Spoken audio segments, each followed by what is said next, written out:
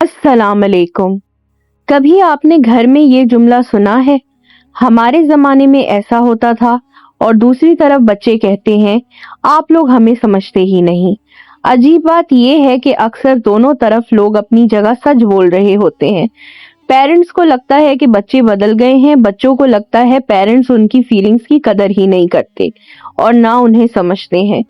फिर एक ही घर में रहने वाले लोग एक ही जबान बोलने के बावजूद एक दूसरे को समझना मुश्किल क्यों समझते हैं?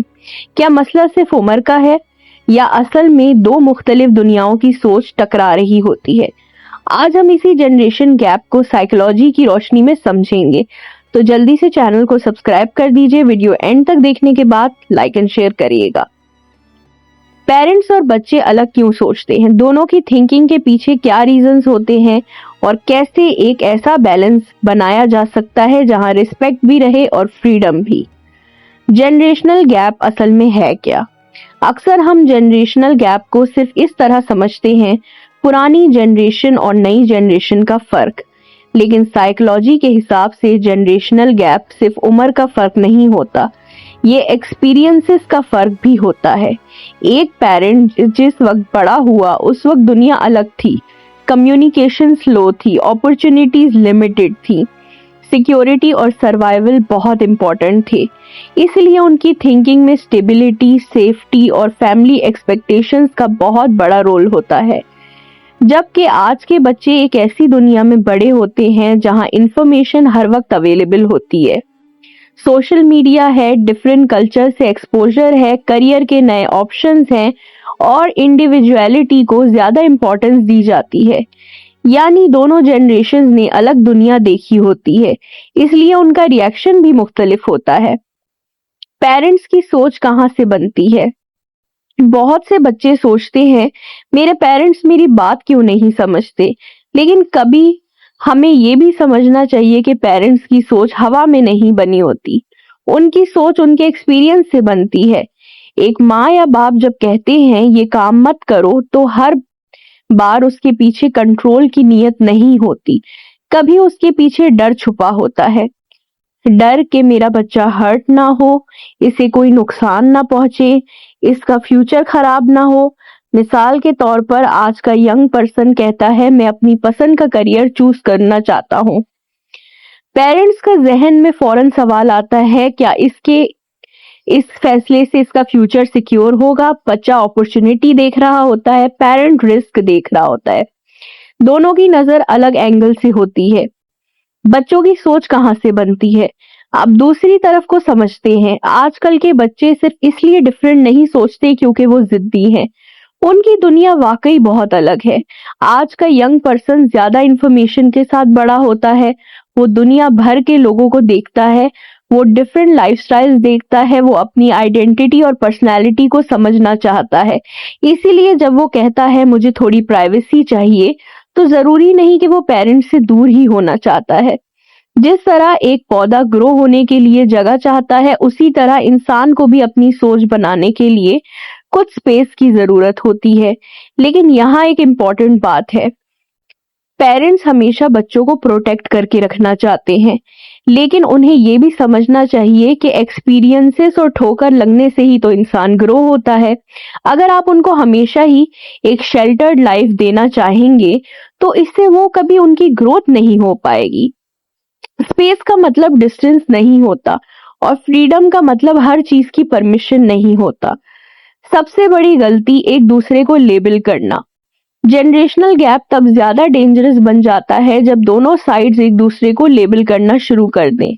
पेरेंट्स कहते हैं आजकल के बच्चे बिगड़ गए हैं, बच्चे कहते हैं पेरेंट्स ओल्ड फैशन हैं, और फिर असली कन्वर्सेशन ही खत्म हो जाती है।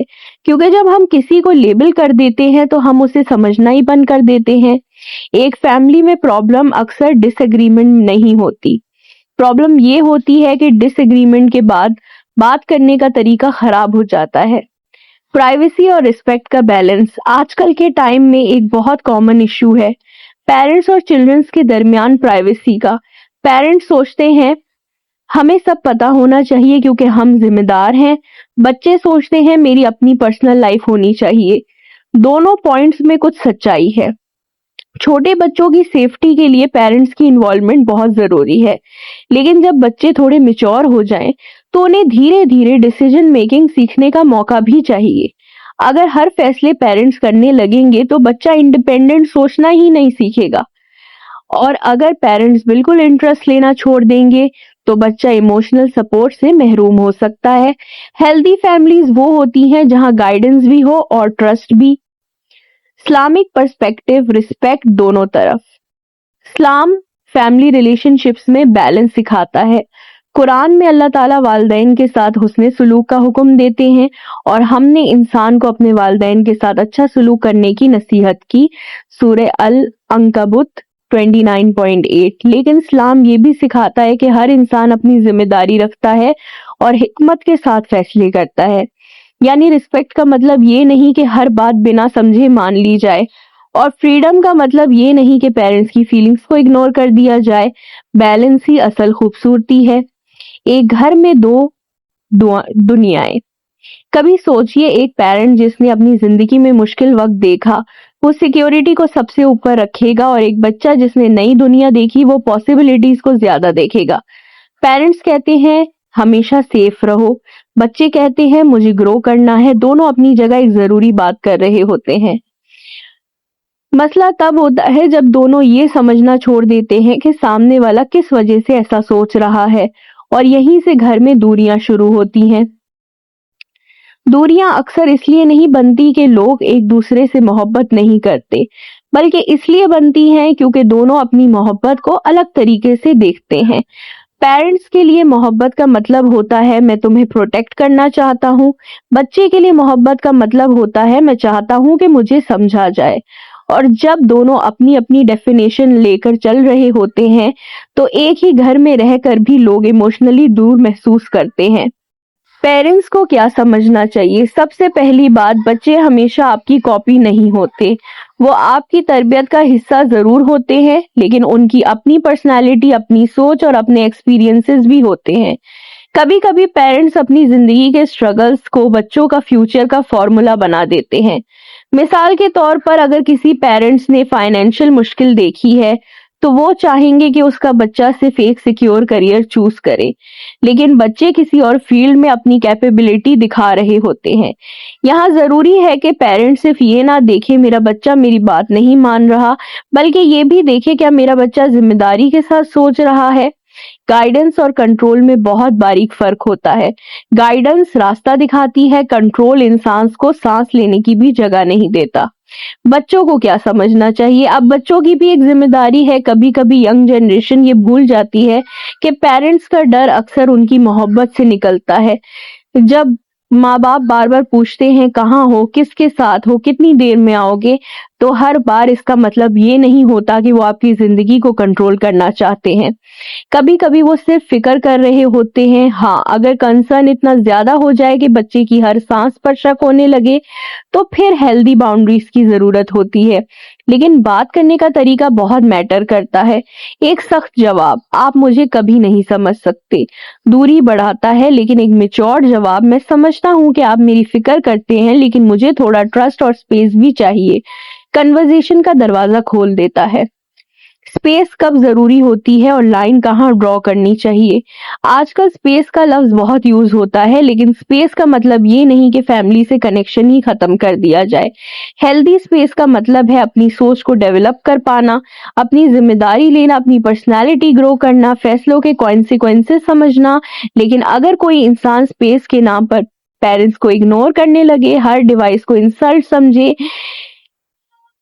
जो है, या फिर अपनी हर गलती के अंदर दूसरों की जिम्मेदारी उसको ठहराए, तो ये हेल्दी इंडिपेंडेंस नहीं है। फिर इसी तरह पेरेंट्स भी अगर प्रोटेक्शन के नाम पर हर डिसीजन खुद लें, बच्चे की फीलिंग्स को रिजेक्ट करें, या सिर्फ अपनी एक्सपेक्टेशंस पूरी करने के लिए यही जरिया समझे, तो रिश्ता अनहेल्दी हो सकता है। बैलेंस दोनों तरफ से बनाना पड़ता है। बात करने का तरीका बदलना होगा। बहुत से फैमिली कॉन्फ्लिक्ट्स का असल मसला टॉपिक नहीं होता, कम्युनिकेशन का तरीका होता है। अगर पेरेंट्स कहें तुम हमेशा गलत करते हो तो बच्चा डिफेंड करेगा। अगर पेरेंट्स कहें मुझे इस फैसले की वजह समझानी है तो बात शुरू हो सकती है। इसी तरह अगर बच्चा कहे आप पुराने जमाने के हैं तो पेरेंट हर्ट होगा। लेकिन अगर कहे मैं जानता हूं आप मेरी बेहतरी चाहते हैं लेकिन मेरी सोच थोड़ी अलग है, तो रिस्पेक्ट भी रहेगी और अपनी बात भी समझाई जा सकती है। फैमिली में एक सिंपल सा रूल, एक दूसरे को बदलने से पहले एक दूसरे को समझने की कोशिश कीजिए, क्योंकि हर इंसान अपनी कहानी लेकर चल रहा होता है। पेरेंट्स की खामोशी पिछले सालों की जिम्मेदारी हो सकती है और बच्चे की जिद के पीछे कभी-कभी अपने पहचान बनाने की कोशिश छुपी होती है।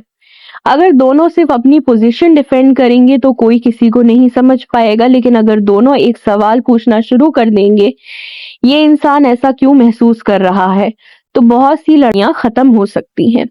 साइकोलॉजी का सबक, स्ट्रॉन्ग फैमिलीज वो नहीं होती जहां कभी डिसएग्रीमेंट ही नहीं होता।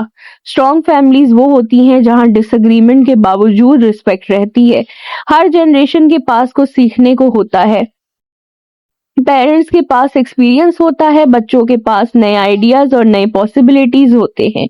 जब एक्सपीरियंसेस और थिंकिंग साथ चलती है तो फैमिली और मजबूत बन सकती है। आखिरी बात, अगर आप पेरेंट हैं तो याद रखिए आपका बच्चा सिर्फ आपकी रिस्पॉन्सिबिलिटी ही नहीं, एक अलग इंसान भी है जिसकी अपनी सोच और अपना सफर है। और अगर आप बच्चे हैं तो याद रखिए आपके पेरेंट्स परफेक्ट नहीं है, लेकिन अक्सर उनकी सख्ती के पीछे भी मोहब्बत छुपी है। मोहब्बत का सबसे खूबसूरत रूप सिर्फ केयर नहीं, समझना भी है। घर तब बेहतर नहीं होता जब सब लोग एक जैसे सोचने लग जाएं। घर तब बेहतर होता है जब लोग अलग-अलग सोच के साथ भी एक दूसरे की इज्जत करना सीख जाएं। अल्लाह ताला हमें अपने रिश्तों में नरमी, समझ और हिकमत अता फरमाए और हर घर में ऐसा माहौल पैदा करे जहां पेरेंट्स को भी सुकून मिले और बच्चों को भी अपनी पहचान बनाने का मौका मिले। आमीन सुम्मा आमीन। अगर आपको आज की वीडियो बहुत ज्यादा बेहतरीन लगी है तो प्लीज काइंडली इन्हें किसी बच्चों के साथ, अपने बच्चों के साथ या अपने पेरेंट्स के साथ जरूर शेयर करें, ताकि आप लोग अपनी बात कह सकें जो आप नहीं कह पाते। और इसी के साथ हमें कमेंट्स में जरूर बताएं कि अगली वीडियो किस टॉपिक पे देखना चाहते हैं। हमारी प्लेलिस्ट में ऐसी बहुत सारी वीडियोस हैं जहां पे आपको मेंटल हेल्थ, मोटिवेशनल और उसके अलावा बहुत सारे और अहम टॉपिक्स पर बहुत सारी वीडियोस मिलेंगी, तो जरूर जाके देखिए। फिर मिलेंगे आपसे एक नेक्स्ट वीडियो के साथ। अपना बहुत ज्यादा ख्याल रखिएगा, दुआओं में याद रखिएगा। टेक केयर, खुदा हाफिज।